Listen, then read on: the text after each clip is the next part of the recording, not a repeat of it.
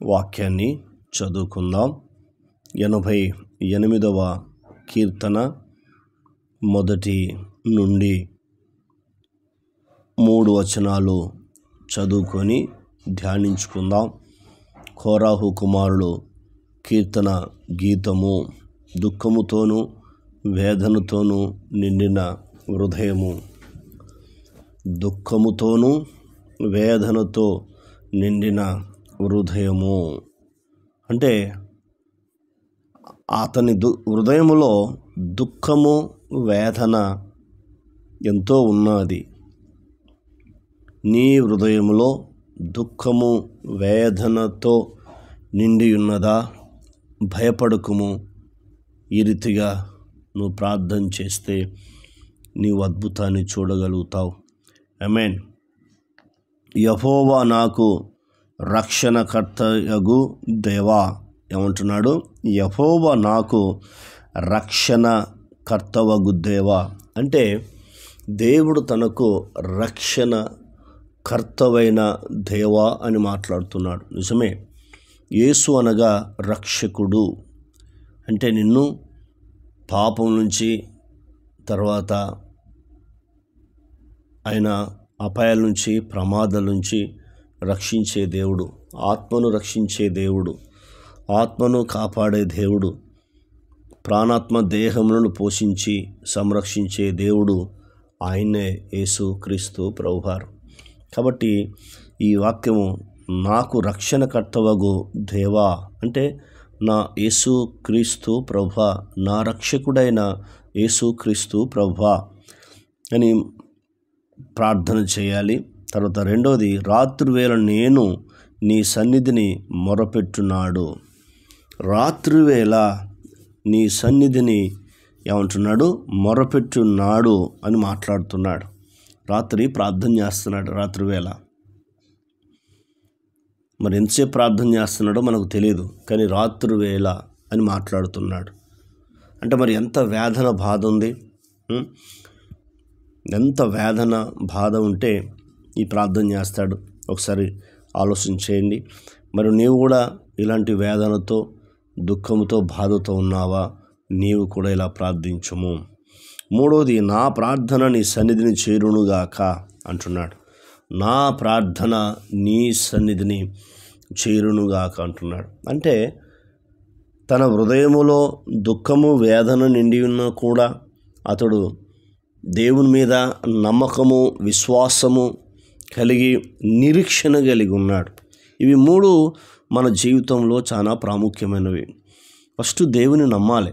Bible చెప్తుంది, మనుషులను నమ్ముట కంటే యెహోవాను ఆశ్రయించుట మేలు, రాజులను నమ్ముట కంటే యెహోవాను ఆశ్రయించుట మేలు.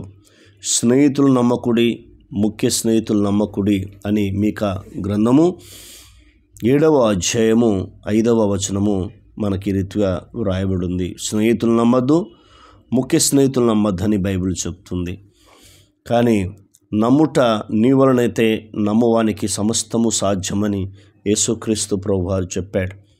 కాబట్టి నువ్వు ప్రార్థన చేస్తున్నప్పుడు అడుగుచున్న వాటి నెలను పొంది ఉన్నాము నమ్ముడి, అవి మీకు దొరుకునని యేసుప్రభువారు చెప్పాడు.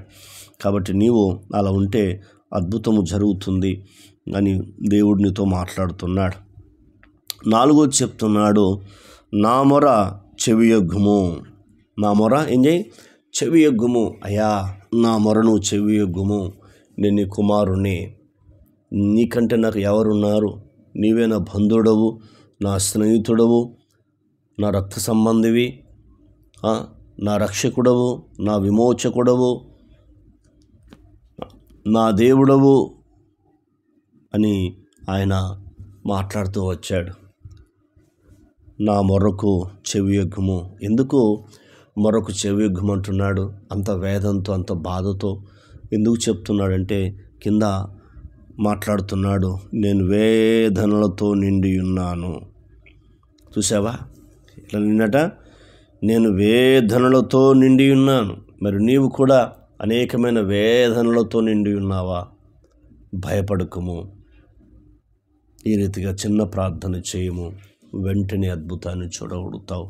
నీవు అనేకమైన అనేకమైన ఆపదలతో నిండి ఉన్నావా ఆయన మాట్లాడుతుంది. నేను ఆపదలతో నిండి ఉన్నాను అంటున్నాడు.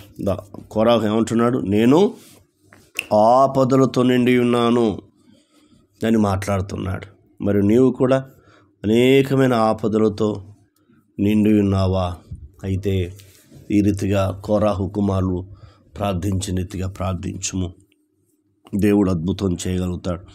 దేవుడు ఆశ్చర్య కార్యాలు చేయగలుగుతాడు. కాబట్టి ఆయన అద్భుతమైన దేవుడు, ఆశ్చర్య కార్యాలు చేసే మహాదేవుడు.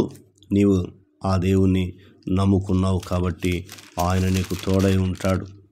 కాబట్టి ఆయన మీద నీవు ఆధారపడమని, ఆయన వైపు చూడుమని దేవుడు నీతో మాట్లాడుతున్నాడు. దేవుడు నీతో మాట్లాడుతున్నాడు. కాబట్టి ఇవన్నీ చివరి దినాలు, అంత్య దినాలు, ప్రమాదకర దినాల్లో మనమున్నాం. కాబట్టి ఈ దినాలన్నిటినీ ఎదిరించాలంటే ఆయన కృప, ఆయన కాపుదల, ఆయన భద్రతను మనం పొందుకోవలసిన వారమై ఉన్నాము. కాబట్టి ఇలాంటి గొప్ప దేవుడు నీకు నాకు తోడై ఉన్నాడు. తోడై ఉన్న దేవుడు మనతోనే ఉన్నాడు. సదాకాలము ఆయన మనతో ఉండే దేవుడు. మన ఆపదలన్నిటి నుంచి విడిపించి ఆయన మనల్ని పోషించి సంరక్షించే దేవుడు అయి ఉన్నాడు అని ఆయన మీద నువ్వు ఆధారపడమని దైవ సేవకుడిగా ఈ వాక్యాన్ని నీ ముందుకు తీసుకొస్తున్నాను. 46వ కీర్తన 7వ వచనము. సైన్యములకు అధిపతియగు యెహోవా మనకు తోడై ఉన్నాడు, యాకోబు యొక్క దేవుడు మనకు ఆశ్రయమై ఉన్నాడు. చూసారా? 2 మనకు తోడై ఉన్నాడు, మనకు ఆశ్రయమై ఉన్నాడు. ప్రార్థన. కన్న తండ్రి, నీకు స్తోత్రాలు చెల్లిస్తున్నాం అయ్యా. దుఃఖముతో వేదనతో నిండిన హృదయము అయ్యా కోరాహు కుమారులు ప్రార్థిస్తున్నారు. అందుకు మీకు స్తోత్రాలు. మీరు ఇచ్చిన వాగ్దానం కొరకై వందనాలు అయ్యా. తండ్రి, నేను నీకు తోడై ఉంటాను, నేను నీకు ఆశ్రయ దుర్గమై ఉన్నానని చెప్పావు. అందుకు నీకు వందనాలు చెల్లిస్తున్నాం.